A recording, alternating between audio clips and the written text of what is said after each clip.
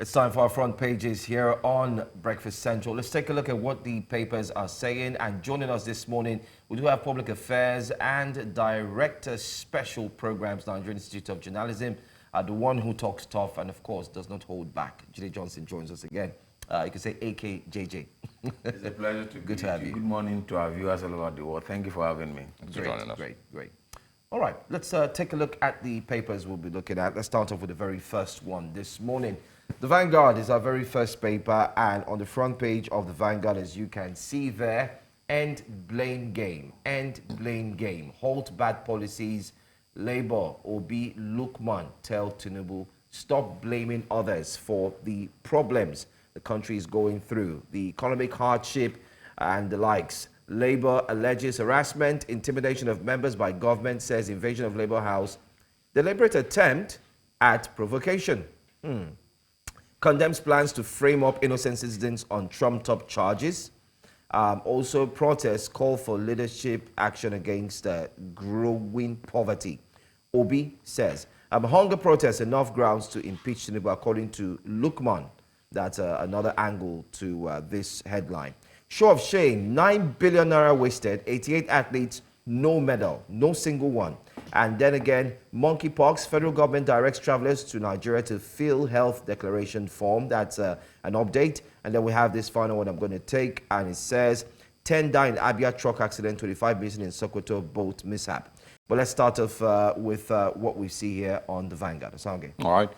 And from the Vanguard, let's move to this Nigeria, the newspapers this morning. Obasanjo bombs National Assembly and government officials, says it's wrong for legislators to fix their salaries.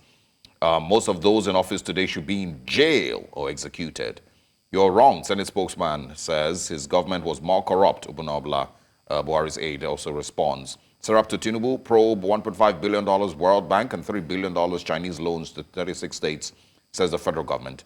Bank subscriptions, why many Nigerians are skeptical. Also, NDLEA recovers multi-billion naira drugs in nationwide raids. As we also have here, multiple regulatory fees and levies are killing manufacturing firms in Nigeria. Jide Johnson, I'm going to just go straight to, I think, let's start with the one on probing $1.5 billion World Bank and $3 billion Chinese loans, 36 states. And that says from Serap to President Tinubu. So first of all, let's get your thoughts on the whole idea of the $3 billion Chinese loans that were sent to the 36 states. $1.5 billion World Bank loan to the states as well. The Nigerian people didn't seem to feel the impact of those loans. Well, until the Ulabalu about them, we've given 570 billion to the state governors, and the state governor coming out that's the latest. To contest whether the money is from the federal government or it's from a loan, COVID loan. And a lot of Nigerians never knew where the money is coming from. Even as we speak, we don't even know the source of this money. There seems to be a lot of secrecy and lack of transparency on the part of government, either at the state level and the federal level, with respect to how we source funds for projects in Nigeria. So a lot of it is covered in secrecy, so a lot of Nigerians are not even sure. And then when it's covered in secrecy, we don't even know how this money are disbursed, whether this money are disbursed or whether this money, even when this money are disbursed, we don't even know the project that this money are being spent on. And you have the State House of Assembly that are meant to do the oversight. You have the National Assembly that are meant to do the oversight function. And they are not even doing the proper oversight function. All what they do is once they are settled with one form of constituency project or the other, they just turn a blind eye to what is happening concerning these funds that are coming. And this debt are being imposed on you and I. Even our unborn great-grandchildren will come back to come and pay this debt. If you are getting these loans and you are investing this loan in capital projects, in infrastructure, which invariably will contribute to the development of the economy, you say, okay, you are on the right track. But in most cases, these loans goes to private project, private enterprise, or pet project of either the governor, his wife, or what have you, to boost their ego and not to bring critical changes to our economy and development. So as far as I'm concerned, we don't even have clear-cut transparency with respect to the state of our economy, with respect to the state of how we source funding, either through loans, direct or indirect loans from World Bank, from IMF, from Chinese. The latest one is Chinese. You know why we are growing up? It used to be World Bank and IMF. Yes. And then when Obasanjo administration came, we got debt relief. concerning that, then we'd have moved to another level in which African countries are predominantly relying on China for funding of their various projects in their various countries. Well, many have said that they're relying because of the infrastructural ability that's coming from China, and looking at the fact that when you work with the Chinese, in quotes, it's easier. It's the loans are the form of repayment is not as cumbersome as that of the IMF. In quotes, that's what has been said. But these loans are being collected. I mean, the questions are equally being asked. Isn't it a cause for worry that the loans have been collected from years and years upon years? And let's be honest, how many infrastructure can we really point to? And let's talk about, I've said it, if you look at the men who built America, it's a documentary. One of the major transformations that changed America was the building of the railway system. What connected Canada together, Canada, one of the largest countries in the world, the Quebec region, and it's the railway. One of the things that brought about transformation in Nigeria is the railway. Now, one of the investment in which the last administration said they made investment on, got loans from, to the point that they even built a railway to Maradi in Niger Republic, is the railway. Now, I live very close to the railway. I've lived more than 50 years very close to the railway. My abode is not far from Iju Station, so I know everything about the railway. Is the railway functioning? All the funds we got for railway project under Buhari's administration, when Amici was Minister of Transportation, is it functioning?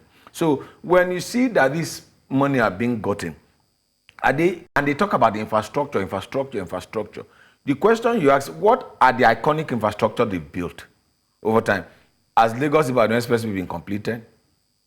That's Has it been completed? Now, it started with the Obasanjo administration. Jonathan took it up. Then Buhari administration took it up. Then the Super Minister of Works, Fashola, took it up. Has it been completed? Now, if you are talking about the Trunk A road, number one in Nigeria, is Lagos-Ibadan Expressway. And it's not been completed. And people are talking about the infrastructure because they love the buzzword, because it's the buzzword they use to confuse people, to justify why they spend the money. We are spending the money on infrastructure. Break it down. We are spending on roads. We are spending on railway. We are building hospitals. We are building schools. Don't just bond it together and say we are building infrastructure. And once they use that buzzword, they are trying to convince us in order to change the narrative for people to actually know what they are spending money on. And I say this, infrastructure is just the ABCs, the 1, 2, 3 of public administration. Because anybody can do infrastructure. All you need to do is to get the design, and you have the fund, and you fund it. What government should be doing is, how are you providing avenues for industry to grow up? Industrialization. How many companies are established under your administration? Manufacturing jobs. What have you done concerning manufacturing sector? In what way have you built manufacturing sector? Which industrial estate have you been able to build? In the past, we used to have Agbara Industrial Estate. We have Ilupeju Industrial Estate. We have Matoro Industrial Estate. We have Ikeja Industrial Estate. Where are the estates that have been built since 1999 to date? Under this Fourth Republic, across the length and breadth of this country. But all they talk about is infrastructure. We have built roads. We have built this. We have built that. Those are ABC.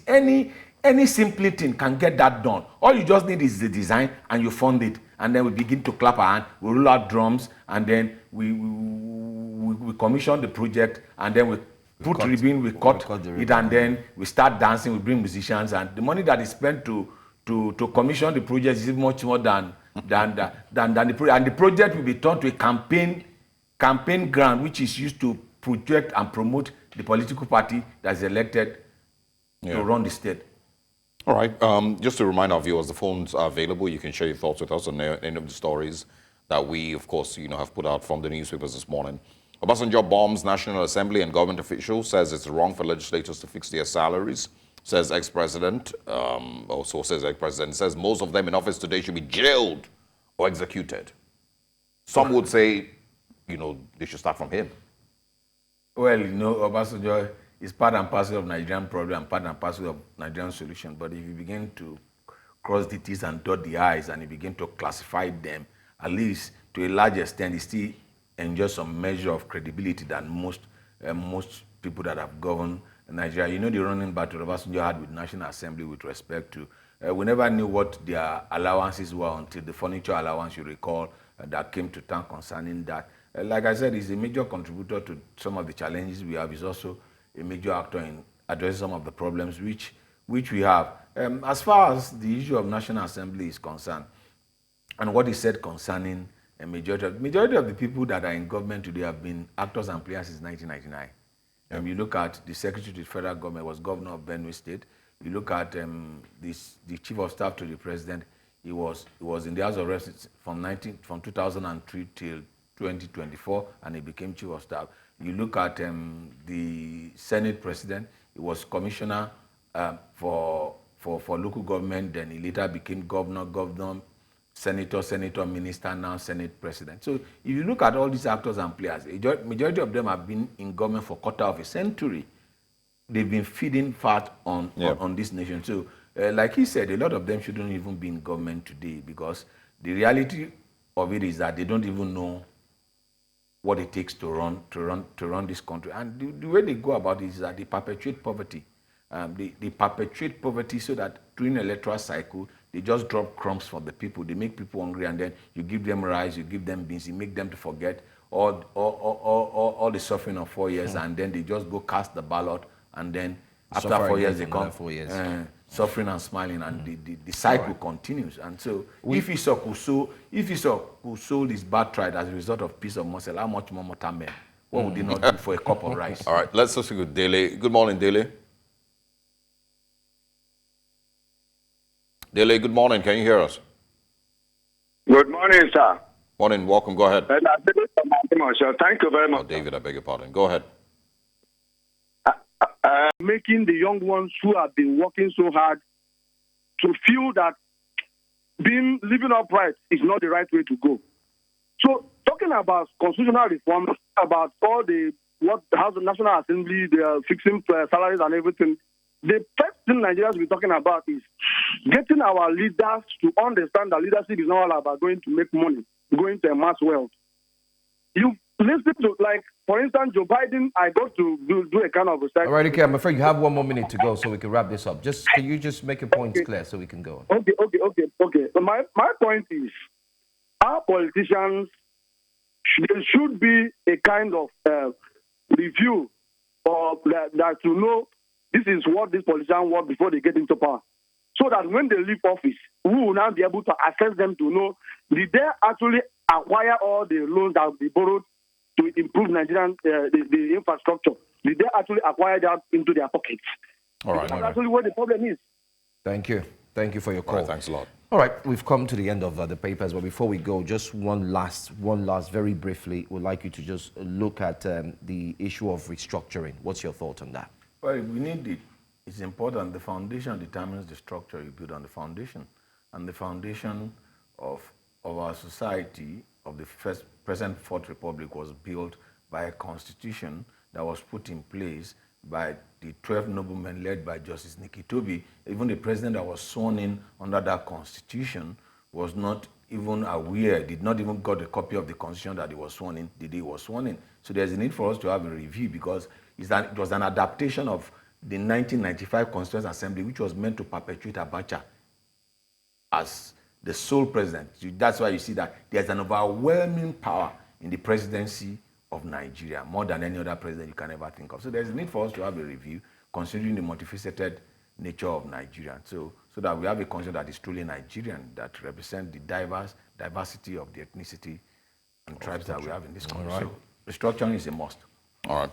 Thank you so much. Jide Johnson, thank you very much for stopping by and for speaking with us. It's a pleasure to be with you guys always. Thank you for having me.